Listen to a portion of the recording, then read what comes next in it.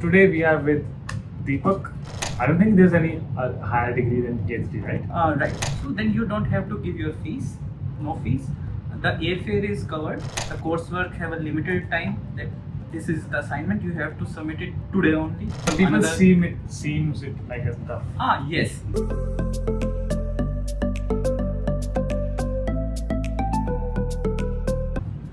Hi guys, hello and welcome back to Vlog. This is Kaps Vlog, and today we are with Deepak, and we are going to talk about PhD.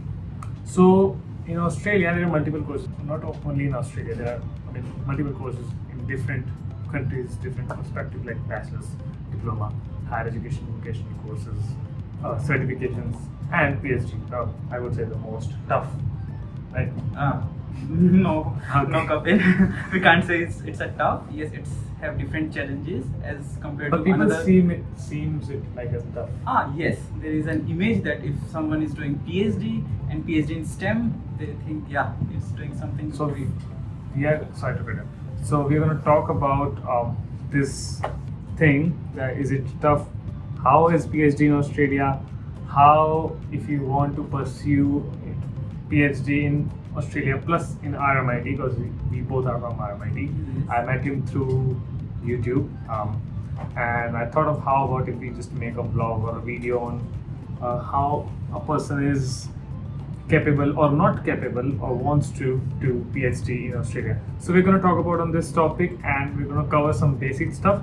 I'm particularly not focusing on his course because right now he's also new in PhD, but he knows how to be a student of PhDs. But for his course, we'll soon make a video after some time, not right now, because he's still new, right? So we're going to talk about, and he has written some script as well to make it really, precise and up to the point. So first of all, thank you, and thank you for coming. Thank you, Kapil. And anyone who's thinking of joining PhD can relate to the content or whatever he's gonna tell you about. How did you have the idea to do the PhD, and how did you think of choosing RMIT? Okay, the first question comes to your mind that PhD require dedication and your commitment. So each countries have different kind of period of the course. Okay. So few countries have 3 years, some have 4, and some have 5. Okay. So in India it's 5, USA it's 5, but in Australia it's 3 to 4 years. So Okay. if you come to Australia, you save your 1 to 2 years in the same course PhD. Mm-hmm. So here you earn a PhD very fastly. Okay. Another point is about the country. So the atmosphere, we all know that Melbourne have the best atmosphere, Yeah. and it's quite similar to India. Yeah. So you don't feel that you are in a different or alien country. Yep. So yes, the PhD, the basic point, it reduces the coursework. Another point here of doing a PhD, it's give you more exposure Yep. and more command on the techniques. Yep. So in PhD you require experiments and all those things. Here you have a broader expansion of usage of your instruments. Okay. So if you say instruments, I mean the structure or the study, what's the basic course structure of a particular PhD student, or how the lecturers are, how the professors are?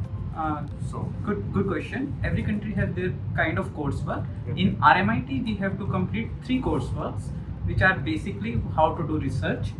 Another is how to give your impact to your research work, and another is entrepreneurship. So Okay. whatever you are doing, how you are going to sell your product. So it's completely kind of making you science person as well as business person.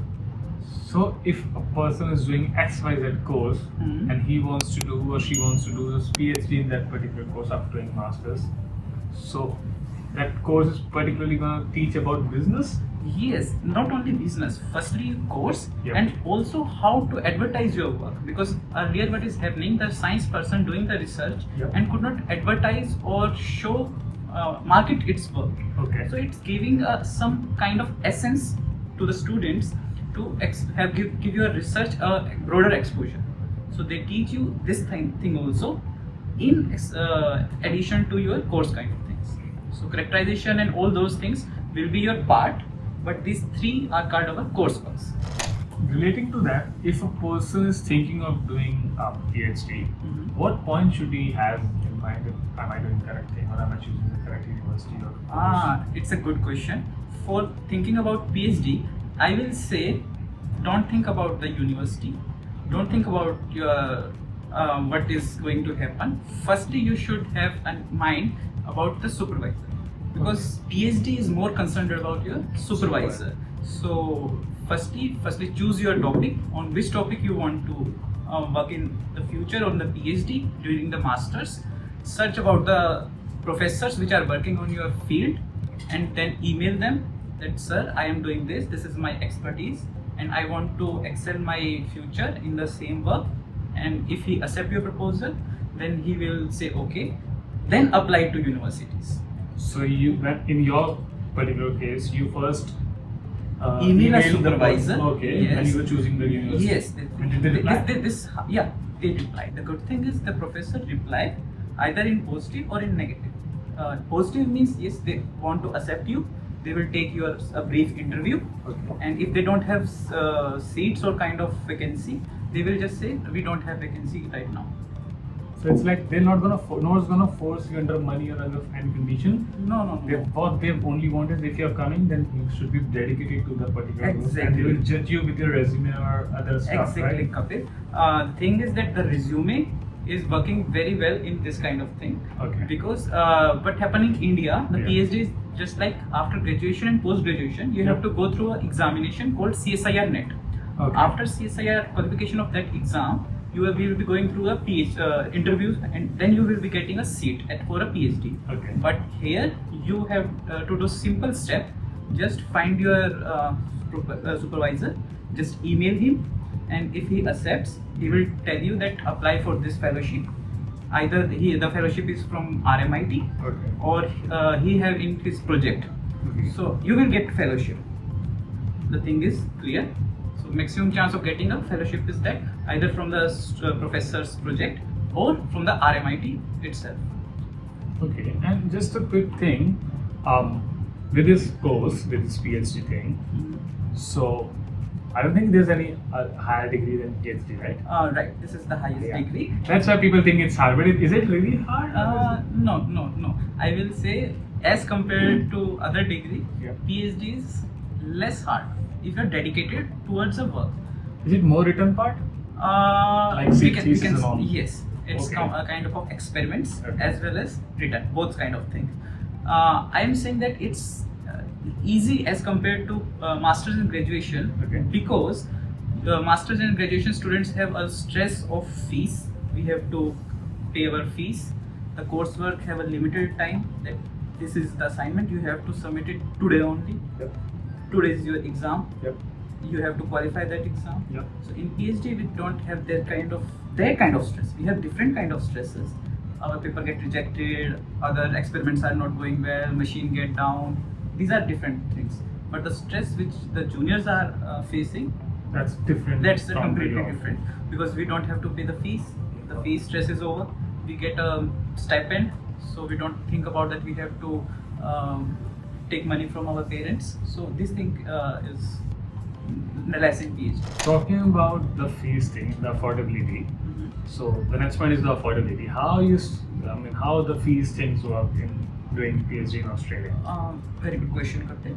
The first thing is there is a fees in RMIT in every universities. Okay. If you get a scholarship either from your supervisor, as from RMIT, I talked of previously, so then you don't have to give your fees, no fees. The airfare is covered Okay. to and fro. OHSC cards, the health card Yeah. is given by the fellowship itself. That's good. And one more good thing is then you have to go for the conferences. They Right. will pay for you. Oh. Yes, every conferences are paid by the RMIT itself. And one more good thing is that if your supervisors support you, you will get a demonstrator and tutor jobs. So you have to check notebooks of masters and Technically, graduations, you're getting a part-time job. part-time on as job well. as well. Yeah, Okay. apart from the stipend. Okay. And so technically, if I just conclude regarding the fees thing, there are options to pay the fees, but if you are having a good caliber and corporate Yes. sponsorship, then you don't need to pay anything. Yes. And Other than that, I- you will even earn. Exactly, Kapil. Okay. But I will tell your audience that don't think that you can do a PhD without fellowship. Okay. Try with fellowship, because doing without fellowship is not a worthy thing. Okay. If you can just quickly tell about your course name, Mhm. and we are going to talk more about his course in the future, but you just tell about your course and how the future pathways attaining the. Okay, Kapil. I am a PhD in Electrical and Electronics Engineering Okay. at RMIT. Okay. So here we have to do this kind of research work and the theoretical, our thesis kind of things. Okay. And what about another anything? What's the future pathways after Future. doing- Okay. After PhD, you have to think about future. There are different ways. Basically, the famous ways are going for a postdoc, which is called postdoctorate. Okay. So this is not a degree; it's Okay. kind of a job. Okay. You will doing the research, helping other PhD and master students. Okay. So this we famously call it postdoc, doctorate. And that's a doc. full-time kind It's a of job? full-time job completely. And another is you will be joining a industry. Okay. So in industry, people they require research engineers and all kind of other, because to run a company they require all kind of engineers, researchers, project managers, and all those. So they require a PhD staff. So there are multiple Yes, jobs yes. at, And in if you are those. capable, you can go with this teaching assistant professors, Okay. lecturerships. Can be a professor, lecturer, Yes, no, yes. depends on So whatever. there are three academics. You can go with the study thing, And industrial and industrial, and the middle path is research. research part. And there are all other things are also, but the basic three are these. Yeah, the tree gets elaborated. Exactly. Okay. Getting back to the last point, Mhm. which is some of the people asking me, if you're gonna if you're doing PhD in Harvard, you're in any other university, Deakin, Swinburne, they are quite similar, right? Quite similar, Does yes. not matter upon the university. So the thing is, how permanent residency works in doing after this. Yes. Here the thing is that your PhD is of 3 to 4 years. Okay. So after doing PhD, you will be going with the TR thing. They will give you working visa, Work visa. of 4 years. 4 years, okay. Okay. And after that, it's very, in 4 years you will go with the industry, either with the industry or with the With postdoctorate. industry, research, So you or will get an academic. experience. Okay. So when you will be applying for the PR thing, the same, the PhD will have a good marks. Your age is nearly 30s, so you can apply for PR easily. And people say that PhD get easily PR as Is it true? compared. Yeah? Is it true? Yes, Okay. as compared to other courses, because directly PR works on the marks criteria, they offer points more than thing, yeah. the point things. So, and I mean, this is the overall idea, by the way. And talking about the precise thing, we'll do that in particular video Yes. some other day because it will be otherwise so long. Sure. So, the last thing, how's your personal experience in Australia or in RMIT regarding your PhD or in general? In general, I will say that it's awesome Mhm. and it's completely path changing, because doing two things. Firstly, we are trained in India, Yeah. our graduation and post graduation. Yeah. Here, when we come, we find that marks is nothing. Yeah. You completely depend upon your skills. Yeah. So major difference is about skills, but skills you earn during your education. Either it's graduation, post graduation, or the Or the PhD. PhD. If you are concerned about only on the marks, it will not work, because here you will see that LinkedIn and CV is on the topmost of your work after the You reference. need to stay updated on that. Yes, the LinkedIn and the CV should be updated on the daily basis. Whatever you do, put on those things, because here your supervisors, future supervisors, and your working where you work, Yeah. they will see that. And here references also work, you know. So, all in all, you like Australia. Yes, I will say yes, because here the stress level is very less as compared to other countries. Yeah. And exposure is very good, and the thing is, as say I feel, climate is similar to ours.